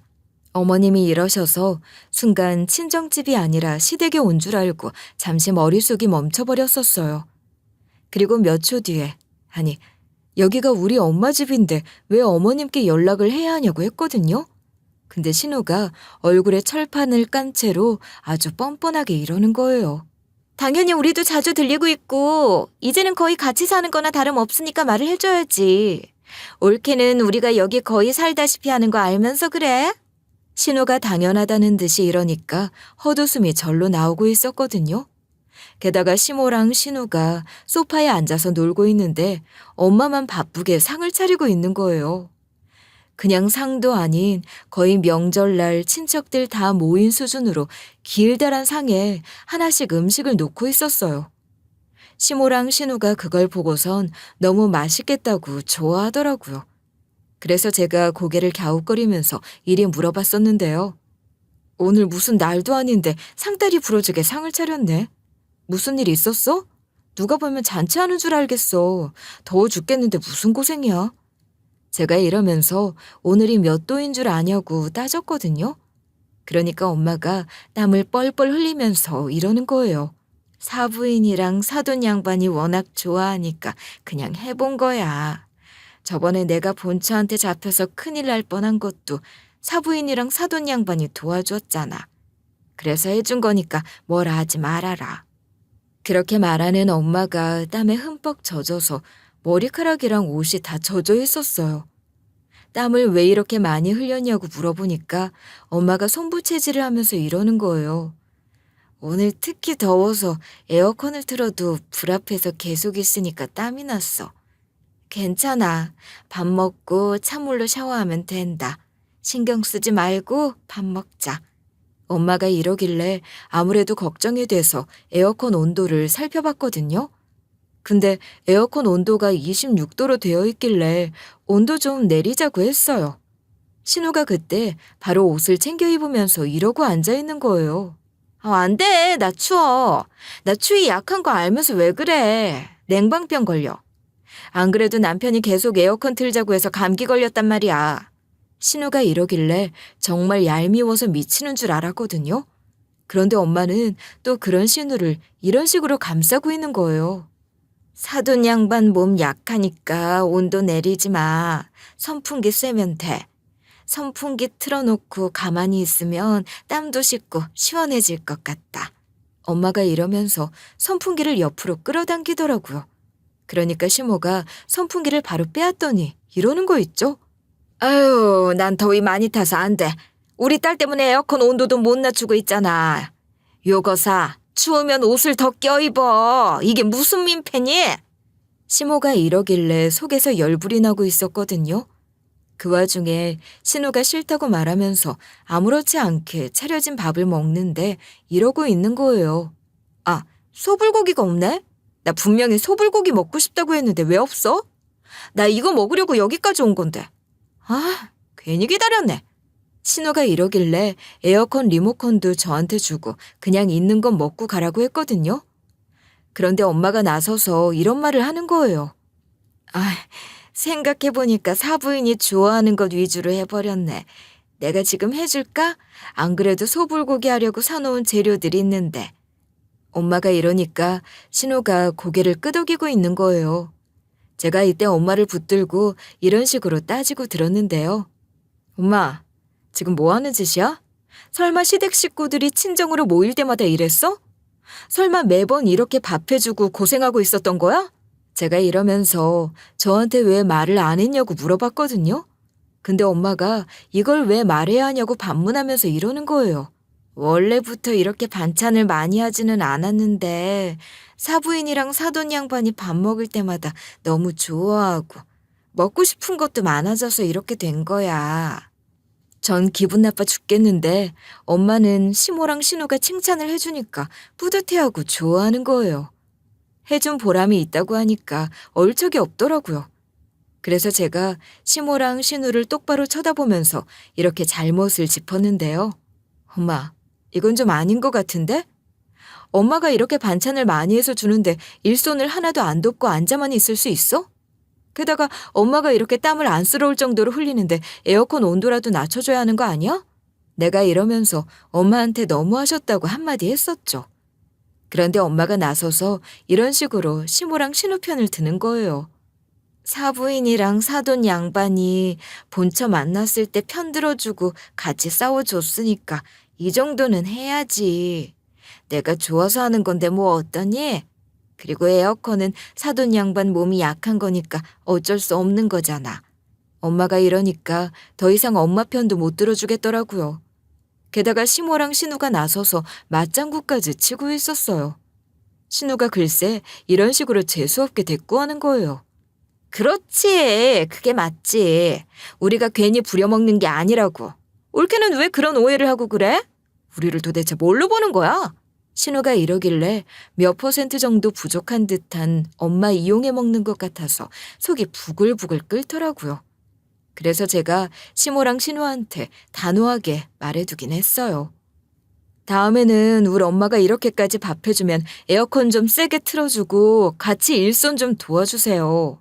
엄마가 배려하고 신경 써준 만큼 어머님이랑 형님도 해주셔야죠. 제가 이러니까 시모랑 신우가 건성으로 알겠다고 하더라고요. 일단 이날 시모랑 신우를 집에 얼른 보내버리려고 엄마랑 진지하게 할 이야기가 있다고 몇 번이나 말했어요. 그런데 듣는 척도 안 하는 거예요. 제가 결국 자리에서 벌떡 일어나서 시모랑 신우를 내려다보면서 이렇게 이야기했죠. 어머님, 형님, 제가 지금 엄마랑 중요하게 할 말이 있어서 그런데 자리 좀 비워주세요. 어차피 지금 가족분들도 계시니 집으로 돌아가셔야 하잖아요. 제가 이러니까 시모랑 신우가 제 기세에 놀라서 우물쭈물거리더라고요. 그러다가 시모가 얼굴을 극적이면서 이러는 거예요. 사부인 집을 워낙 자주 오다 보니 여기가 거의 내 집이 되어버렸다. 맨날 놀러와서 지내다 보니 짐을 조금씩 가져오게 됐어. 정신 차려보니까 거의 여기가 집이라고 해도 될 정도로 생필품이 어느 정도 모이게 된 거야. 그러니까 내 집보다 사부인 집이 더 좋아지더라. 그래서 여기서 며칠 묵기도 했어. 심지어 오늘도 사부인이 자고 가라고 했는데 시모가 이러는데 신우가 자기도 그렇다는 거예요. 심지어 신우는 이런 식으로 열받는 말들을 덧붙이기도 했어요. 올케가 아빠랑 우리 집 식구들을 다 걱정하네. 우리 아빠나 우리 남편이나 원래 나랑 엄마를 안 찾아. 자식들은 사춘기라 집에 없으면 오히려 좋아하던데? 이 말을 듣고 너무 어이가 없었지만 절대 물러서지 않았죠. 현관문 쪽을 가리키면서 이런 식으로 단칼에 선을 그어버렸어요. 일단 엄마랑 할 이야기가 있으니 가세요. 제가 괜히 이러는 거 아니니까 제발 가셨으면 좋겠어요. 여기에 꼭 있어야 하는 건 아니잖아요. 제가 이러니까 시모랑 신우가 툴툴대면서 갔거든요. 드디어 그 둘이 나가고 나서 현관문이 닫히는 모습을 보자마자 엄마가 이러더라고요. 무슨 이야기길래 식구들을 그렇게 매섭게 보냈니? 무슨 일이 있었어? 왜 그렇게 기분이 안 좋아 보여? 평소답지 않게 사부인이랑 사돈 양반한테도 엄청 뭐라 하더라? 엄마가 이러길래 숨이 턱턱 막히는 거예요. 그래서 제가 한숨을 푹 내쉬면서 이렇게 이야기했는데요. 엄마, 이건 좀 아닌 것 같아. 이거 어머님이랑 형님이 은근히 괴롭히는 거고 꼬봉 취급하는 거야. 왜 시댁 식구들이 해달라는 대로 다 해주고 있어? 제가 이러면서 오늘 있었던 일이 너무 불쾌했었다고 했거든요. 근데 엄마가 정색을 하면서 이렇게 대꾸하는 거예요. 이게 왜 괴롭히는 거고 꼬붕짓 하는 거야? 난 식구들한테 해주는 게 너무 좋고 뿌듯한데 왜 말을 그렇게 해? 니야말로 엄마를 그렇게 보지 말아라. 내 자식은 아니지만 부모의 마음으로 하는 거다. 너도 어릴 때 다 이렇게 해준 건데 왜 그래? 엄마가 이러면서 시댁 식구들이 친정집에 있는 거 눈치 주지 말라는 거 있죠? 이외에도 다른 방식으로 설명하려고 해도 엄마가 묘하게 무시하고 부려먹는 걸 눈치채지 못하셨어요. 오히려 절 이런 식으로 달래기 시작하시더라고요. 그래, 너한테도 똑같이 해줄 거니까 걱정하지 말아라. 날 질투나서 그러는 거 다 안다. 아무리 그래도 우리 딸이 최고야. 엄마가 이러는 걸 보아하니 제가 질투심에 괜히 어울리지 말라고 이야기하는 걸로 이해하는 것 같았어요. 답답한 마음에 말을 말자고 한 다음에 친정집을 나와 남편이 있는 집으로 갔죠. 남편이 갑자기 친정집에 갔다 온다더니 장모님 보고 왔냐고 하더라고요. 제가 그때 시모랑 신우가 이런 짓을 하고 있었다고 이야기했어요. 그러니까 남편이 황당해하면서 이런 반응을 보이는 거예요. 뭐? 엄마랑 누나가 진짜로 그랬다고? 무슨 그런 경우가 다 있어? 어이가 없네. 내가 그러지 말라고 전화해볼게. 남편이 이러면서 곧바로 시모한테 스피커폰으로 전화를 걸었어요. 신호음이 좀 울리다가 시모가 전화를 받으니까 남편이 이러더라고요. 엄마, 누나랑 같이 처가에 가서 뭐하고 있었어? 맨날 놀러가면서 밥 얻어먹을 거면 같이 집안일 하던가 도대체 왜 그러는 거야? 남편이 이러면서 세상에 그런 민폐가 어디 있냐고 한 소리 했었는데요. 근데 시모가 이런 식으로 확 성질을 내는 거예요. 왜 나한테도 그러니? 우리도 처음엔 같이 하려고 했어. 근데 사부인이 혼자 하고 싶다고 해서 어쩔 수 없었다고. 시모가 이러기 무섭게 신우가 옆에서 듣고 있었는지 전화를 바꾸더라고요. 그리고 신우가 톡 쏘는 목소리로 이런 식으로 따지고 들었어요. 아니, 우리도 같이 하고 싶었다니까? 근데 혼자 다 하고 싶어 하시는 걸 어떡해. 옳게나 너나 똑같다. 왜 당연히 우리가 부려먹었다고 생각하는 거니? 신우가 이러면서 그동안 얼마나 잘해줬는데 이러냐고 뭐라 하는 거예요. 그러다가 시모가 다시 전화를 바꾸더니 이렇게 소리를 질렀어요.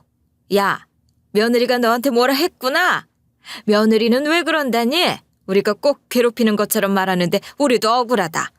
그러니까 남편이 할 말이 없는지 저를 쳐다보길래 제가 됐다고 손사래를 쳤죠.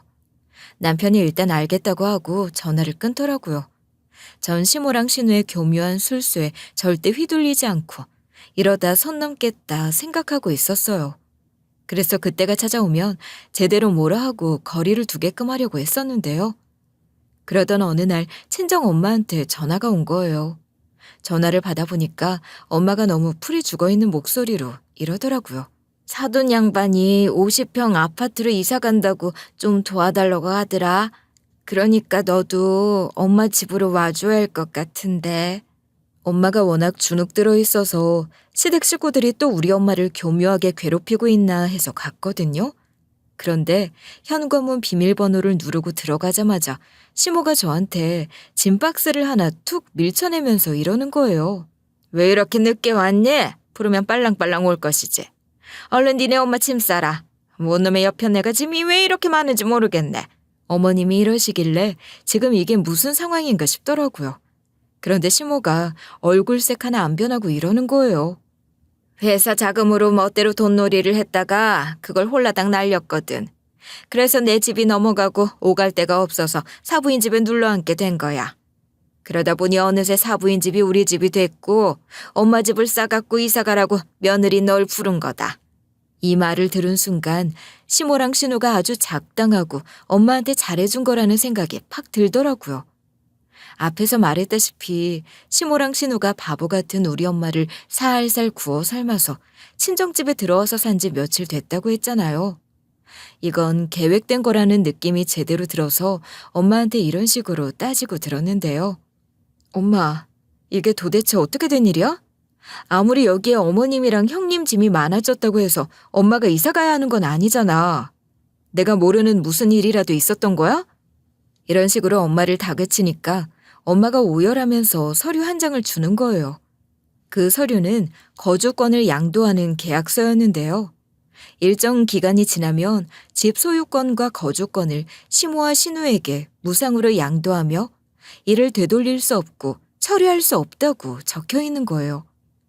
만약 계약 내용이 이행되지 않을 경우 서명자는 천문학적인 벌금을 물어야 하며 이를 지불할 수 없을 시 서명자는 시모와 신우에게 신체적 노동으로 빚을 갚아야 한다는 조항이 포함되어 있었어요. 정말 말도 안 되는 계약서인데 거기에 우리 엄마 지장이 찍혀 있더라고요. 아무리 우울 엄마가 좀 모자라 보여도 글씨는 읽을 줄 아는데 지장을 찍은 게 이해가 안 되는 거예요. 시모랑 신우가 뭔가 속였을 거라는 예감이 들어서 엄마한테 이렇게 물어봤는데요. 엄마가 왜 이런 계약서에 지장을 찍은 거야? 여기에 집 소유권과 거주권을 시모와 신우에게 무상으로 양도한다는 말 못 봤어? 제가 이러면서 엄마가 무상이라는 단어를 모를 리가 없다고 했거든요. 역시나 제 예상대로 엄마 입에서 이런 말들이 쏟아져 나오더라고요. 사부인이랑 사돈 양반이 사기를 당한 후에 집이 날라가서 대출을 받아야 하는데 자기네들 신용으로는 안 된다고 하더라고. 집에 대한 공동 소유권을 주면 대출을 받을 수 있으니까 계약서에 지장을 찍어달라고 했어. 엄마가 이러길래 정말 황당한 짓거리를 했다는 생각이 들었죠. 시모랑 신우가 도대체 무슨 말로 엄마를 설득하려고 들었냐고 물어봤거든요. 일단 시모는 이런 식으로 입을 털었다는 거예요. 이거 뭐 공동으로 올라가는 거니까 문제 없을 거야. 우리가 설마 집을 뺏어가겠어? 잠시 공동 명의가 되는 것뿐이야. 어머님이 이러면서 자기가 의리 있는 거 저번에 봐서 알지 않냐고 으스댔대요. 그리고 나서 신우가 이렇게 구라를 쳤다는 거 있죠. 서명만 해주면 우리가 대출을 받을 수 있으니까 해달라는 거예요. 이것만 지장 찍어주면 엄마 문제 금방 해결할 수 있을 것 같아요. 시모랑 신우가 이런 식으로 서류에 대한 부분을 일부만 설명해 놓고 중요한 조항을 숨겨둔 거죠. 앞에 말했다시피 일정 기간이 지나면 집 소유권과 거주권을 시모와 신우에게 무상으로 양도한다는 조항 말이에요. 그걸 숨겨두고 안 보여줬다가 나중에 이렇게 공개해버린 거예요. 제가 이 사실을 전해 듣고 열받아 하고 있는데 시모가 저보고 이런 헛소리를 씨부리더라고요. 니네 엄마가 사인해서 며느리 네 인생까지 망했네. 표정 봐봐. 네 엄마 데리고 살 생각에 벌써부터 스트레스 받나 봐. 그 말을 듣고 눈깔이 획 돌아가서 시모 뺨을 후려쳤어요. 그 뒤로 우리 집이 그야말로 난리가 났죠. 가장 먼저 신우가 얼굴이 시뻘개진 채로 이런 식으로 악을 질렀고요. 네가 뭔데 우리 엄마 뺨을 쳐? 며느리가 시어머니한테 이래도 돼? 네가 이런 애미한테서 가정교육을 받으니까 우더른한테 이러는 거 아니야? 신우가 이러면서 길길이 날뛰고 있는 거예요. 심지어 시모는 이런 식으로 소리를 지르면서 제 머리채를 잡으려고 했어요. 이게 미쳤나? 내가 불쌍해서 한 푼이라도 도와줄까 싶었는데 니는 얄짤 없다. 모자란 애미 밑에서 큰애가 그럼 그렇지. 내가 이걸 확 그냥. 시모랑 신우가 이러고 있길래 저도 쌍욕을 하면서 비명을 지르고 있었는데요. 그런데 갑자기 초인종 소리가 시끄럽게 울리고 문 두드리는 소리가 들리는 거예요. 일단 싸우려던 걸 멈추고 인터폰을 확인해 봤거든요. 우리 엄마 집을 찾아온 사람이 다른 사람도 아니고 엄마 남자친구 본처더라고요. 우리 엄마가 살던 이 아파트 바로 아래층에 엄마한테 아파트 준 아저씨네가 살고 있었거든요. 그래서 제가 문을 열어줬는데 본처가 제 얼굴을 보자마자 이러는 거예요. 자꾸 싸우는 소리가 들리고 비명소리가 들려서 올라와 봤거든요. 그쪽 시댁 식구들이 당신 엄마 꼬드겨서 집 넘겨받으려고 작당을 한 것 때문에 이렇게 난리가 난 거죠.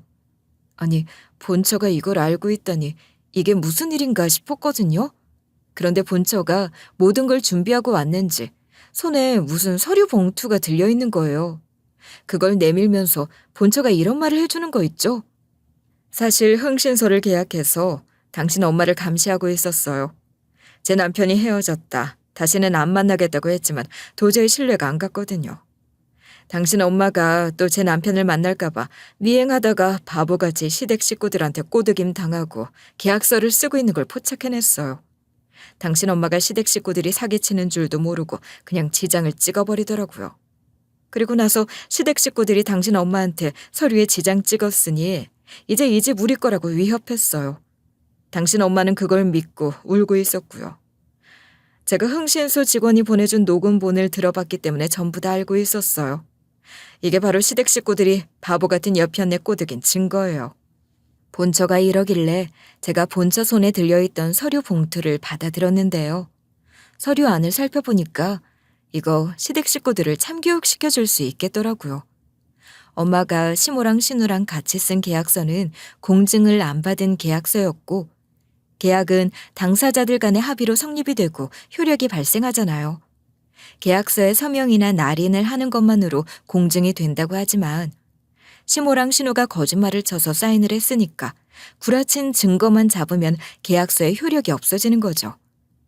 이 사실을 알게 된 순간 제가 회의실에서 매일 녹음을 하느라 핸드폰 측면 버튼을 2번 누르면 녹음이 되도록 설정해 놓은 게 생각이 난 거예요. 그래서 제가 핸드폰 측면 버튼을 2번 누른 다음에 이런 식으로 따지기 시작했는데요.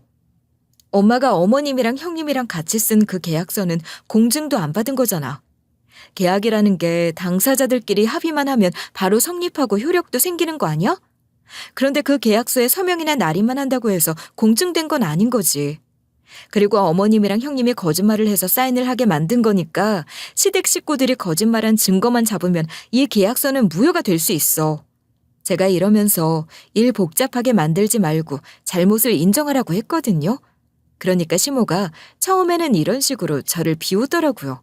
아니, 그 서류 봉투 안에 끽해봐야 우리가 계약하고 있는 사진만 찍혔을 거 아니야. 우리는 사부인 보고 얼른 지장 찍으라고 강요한 적 없어. 내 사정만 이야기했는데 사부인이 불쌍하다고 지장 찍은 거라고. 그리고 우리가 속인 거여도 지장 찍었으니까 된 거 아니야? 속은 사람이 잘못이지. 계약서에 효력이 없긴 개뿔. 어디 한번 고소해봐라. 한번 어떻게 되나 보자. 시모가 이러길래 머릿속으로 기발한 생각 하나가 쓱 지나갔어요. 근데 저나 시댁 식구들도 그렇고 뒷조사를 했던 본처도 엄마 상태를 눈치채고 있었잖아요. 솔직히 엄마가 지능이 부족하다는 걸 부정하고 싶어서 정신과 진단이나 지능검사 같은 걸 안 했던 거죠.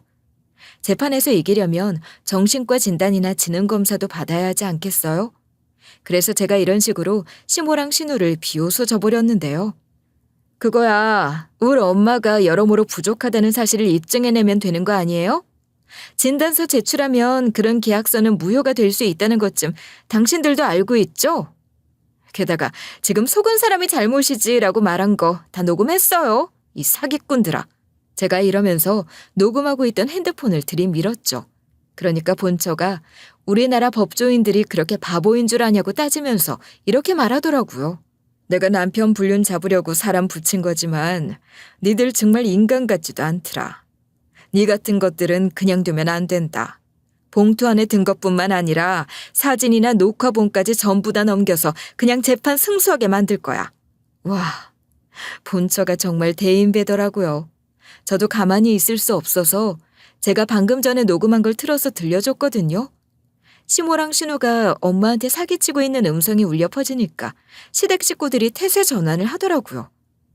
시모가 갑자기 떨리는 목소리로 이렇게 비굴하게 변해버린 거예요. 아, 며느라, 우리가 진짜 미안하다. 딸이랑 내가 정말 잘못했어. 정말 장난으로 그런 거야. 다시는 이런 장난 안 칠게. 시모가 이러면서 무릎까지 꿇고 싹싹 비는 거예요. 게다가 신우도 그 옆에 납작 엎드리더니 이런 식으로 사정하기 시작했어요. 우리가 이제 와서 생각해보니까 너무했더라고. 그러니까 제발 용서해줘라. 제발 한 번만 기회를 줘. 우리도 실수한 거잖아.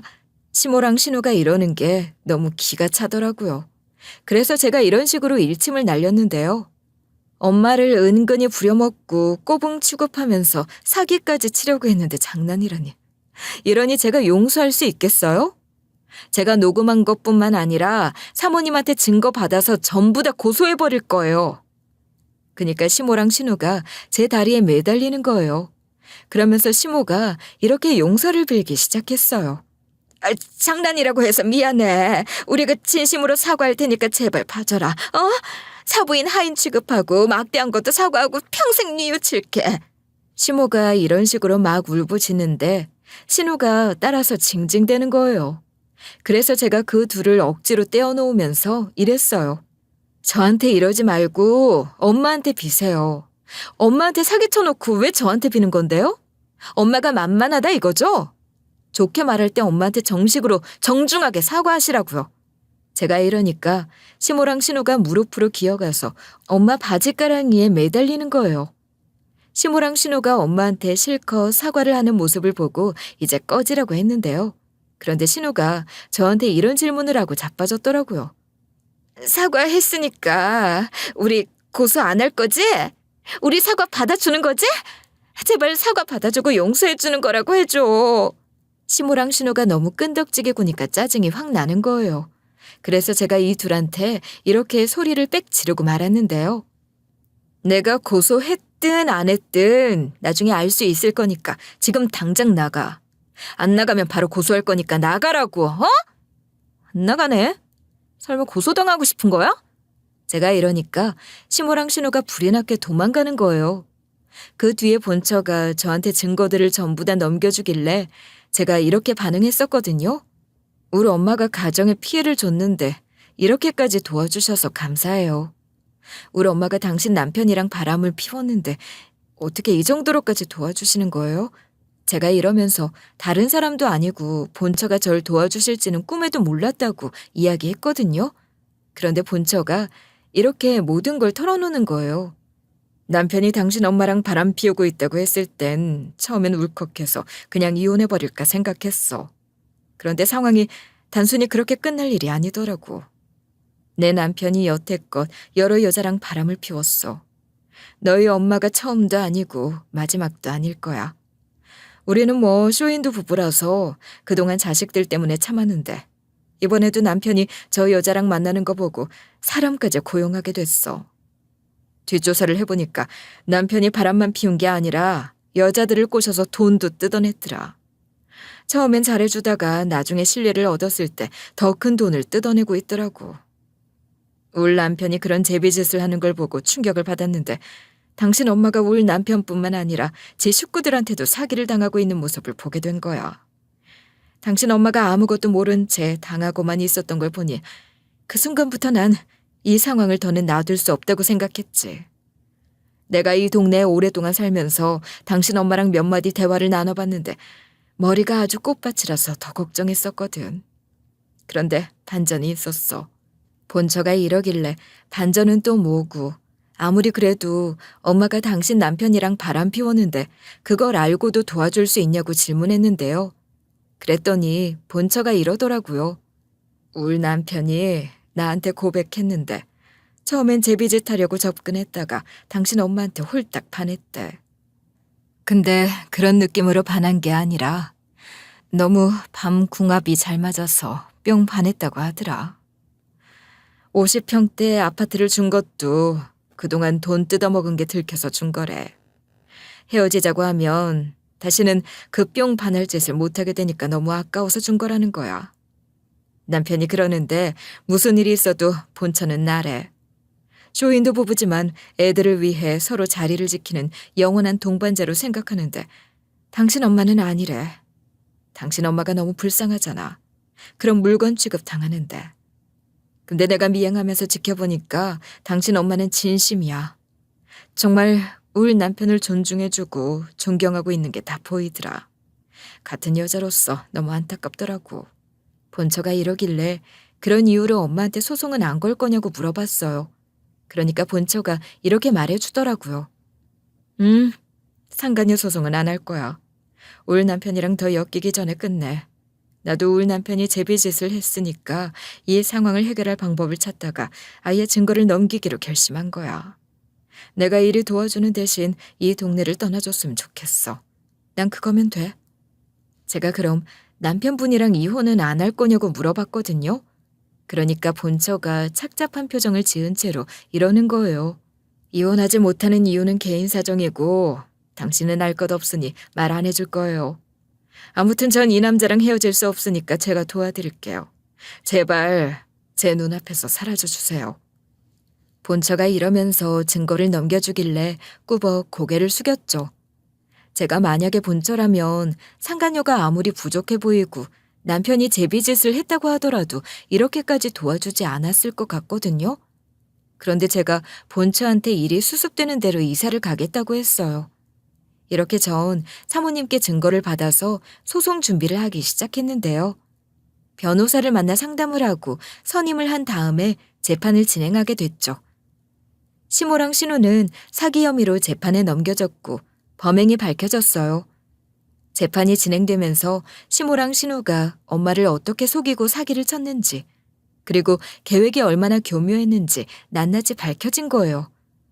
저는 필요할 것 같아서 엄마를 병원에 데리고 가 갖가지 지능 검사를 해봤어요. 아니나 다를까 엄마가 경계선 지능장애 판정을 받게 됐는데요. 이러한 진실에 대해서 애써 외면하고 있었지만 이런 일이 있으니 받아들여야 했어요. 저는 그것도 자료로 제출하면서 엄마가 스스로 옳은 판단을 할 수 있는 사람이 아닐 수도 있으며 의사 능력이 부족한 사람이라는 근거를 제시했죠.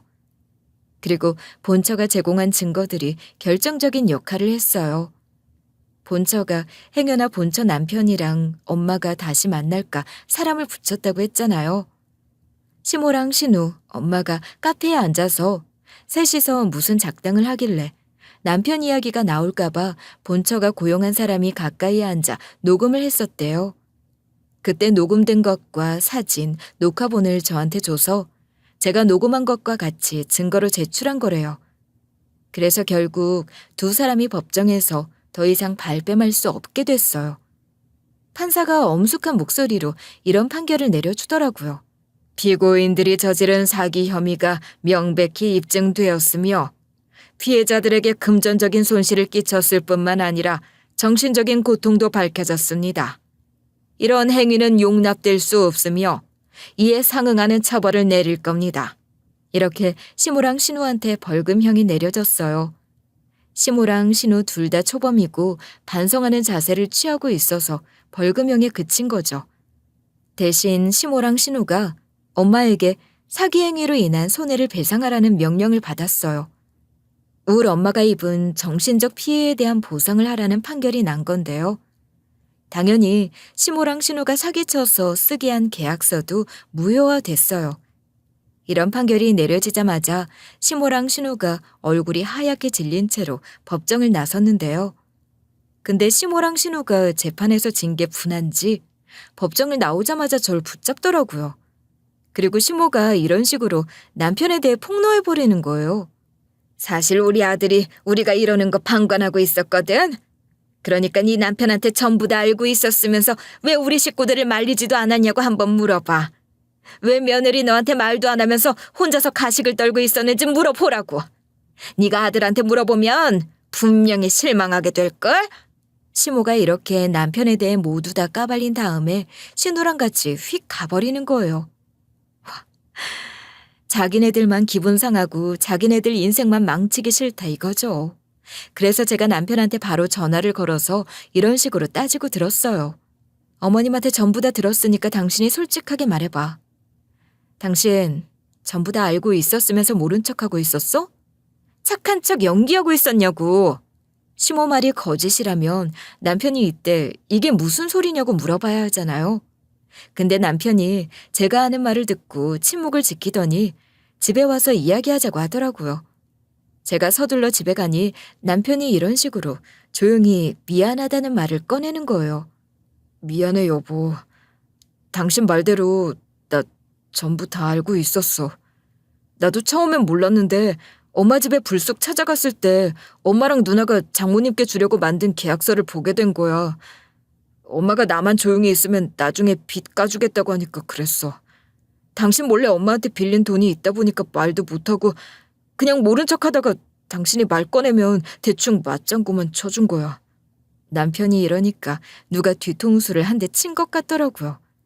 그래서 제가 허탈한 웃음을 터뜨리면서 이렇게 반응했거든요. 뭐? 그럼 날 속였다는 거네? 당신이 어떻게 날 속일 수 있어? 도대체 당신이란 작자는 양심이 있는 거야, 없는 거야? 당신이 이렇게 가식적이고 이기적인 사람인 줄 모르고 난 당신이 내 편인 줄 알았네? 내가 이러면서 남편도 시댁 식구들이랑 똑같은 것들이었냐고 윽박질렀는데요. 근데 남편이 고개를 푹 숙인 채로 이러는 거예요. 미안해 여보. 내가 거기에 대해선 진짜 할 말이 없어. 못난 우리 엄마랑 누나 때문에 고생했어. 당신도 내가 그동안 숨기고 있었다는 게 실망스럽고 신뢰가 깨졌을 거야. 사실 우리 엄마랑 누나가 장모님을 무시하고 있는 건 어느 정도 알고 있었는데 딱히 말리진 않았거든. 사기치려던 것도 말리지 않아서 미안해. 당신도 이런 나한테 배신감을 느끼고 있겠지? 내가 엄마랑 누나를 막았어야 했는데 그러질 못했어. 정말 미안해. 내가 당신을 위해 이혼해줄게. 뭐? 날 위해 이혼해준다고? 지가 잘못해놓고 선심 쓰듯이 이혼해준다고 하는 게 말이 된다고 생각하시나요? 남편이 얼척없는 변명을 해대길래 우라가 치밀어 오르더라고요. 그래서 제가 이런 식으로 언성을 높이며 발악을 하기 시작했어요. 가증스럽게 날 속여놓고 뭘 날 위한 거라고 하는 거야. 당신 엄마가 폭로 안 했으면 도대체 언제까지 날 속일 작정이었어? 내가 관뚜껑 안으로 들어갈 때까지 거짓말 치고 있으려고 했지? 이런 식으로 격분하면서 남편 짐을 현관문 밖으로 모조리 집어던져 버렸어요. 그리고 나서 더 이상 남편 얼굴을 마주하기 싫어서 이렇게 이야기했죠. 그래, 이혼하자. 당신이랑 더 이상 살 수 없을 것 같아.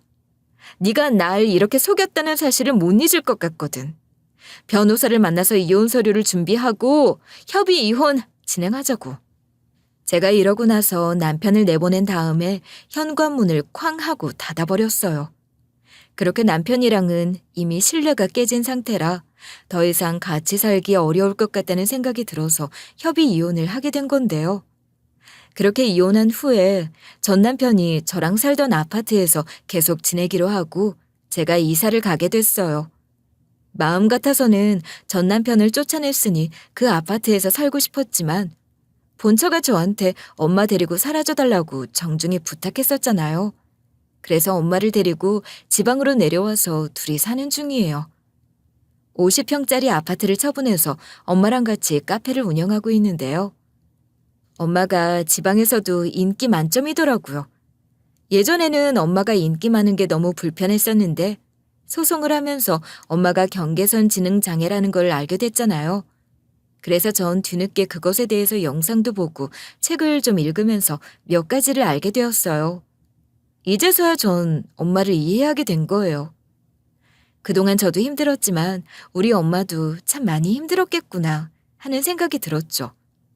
이렇게 엄마 상태를 제대로 알고 나서야 사연글을 써보게 된 거예요.